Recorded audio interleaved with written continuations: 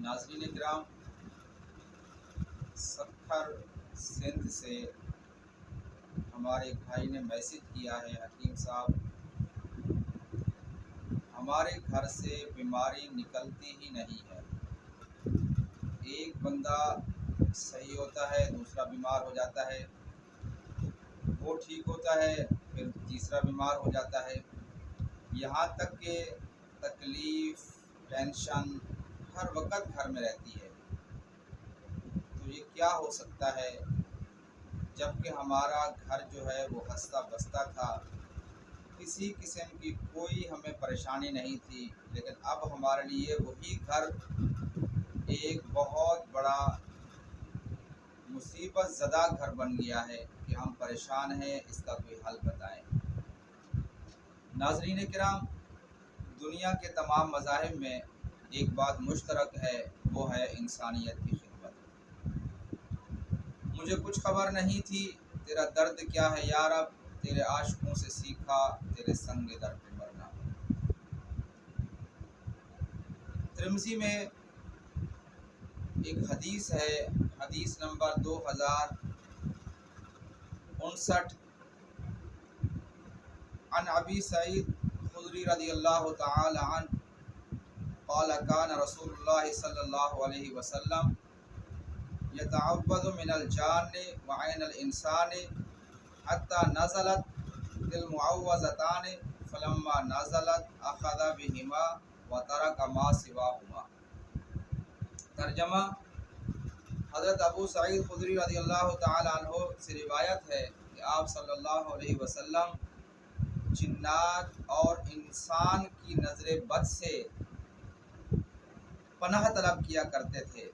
फिर जब मुअव्वज़तैन नाजिल हुई तो आप सल्लल्लाहु अलैहि वसल्लम उन्हीं को पढ़ते थे और बाकी सारी दुआएं आप सल्लल्लाहु अलैहि वसल्लम ने छोड़ दी। नाज़रीन किराम, नज़र बद इंसानों की भी लगती है, इस हदीस से साबित है, और जिन्नात की भी लगती है। हसद, कीना, बुग़्ज़ जब ये उरूज पे होता है कि ये घर हंसता बसता क्यों है, इसके घर में सुकून क्यों है, इसके घर में राहत क्यों है, इसके घर में दौलत और फरावानी क्यों है, इसके यहाँ मेहमान वगैरह आते हैं तो क्यों आते हैं, इसका लंगर चलता है। तो जब हसद बढ़ता है तो फिर इंतकाम की सूरत इख्तियार हो जाती है। जब इंतकाम बढ़ता है तो कीना, जब कीना बढ़ता है तो ये आखिरी वार पे ख़त्म होता है। नाज़रीन किराम, ये उलमाए किराम का काम है कि इस बारे में उम्मत को बताएं, नज़र बद और हसद और जिन्नात की नज़र। लेकिन उलमाए किराम इस पे बिल्कुल खामोश रहते हैं, तो उनको मिंबर पे बैठकर ये करना चाहिए कि वो उम्मत को बताएं। और आप सल्लल्लाहु अलैहि वसल्लम का इरशाद है, हज़रत जाबिर बिन अब्दुल्लाह रज़ियल्लाहु तआला अन्हु से रिवायत है, आप सल्लल्लाहु अलैहि वसल्लम ने फरमाया, अक्सरु मन यमूतु मिन उम्मती बाद किताबिल्लाहि व क़ज़ाइही व क़दरिही बिल अनफुस।